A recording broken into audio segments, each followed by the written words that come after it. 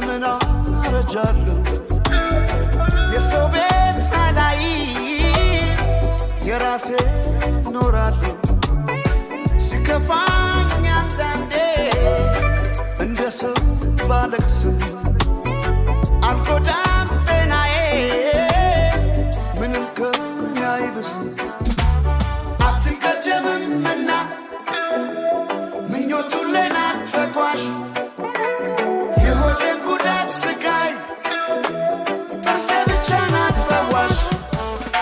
ስማ ራሴ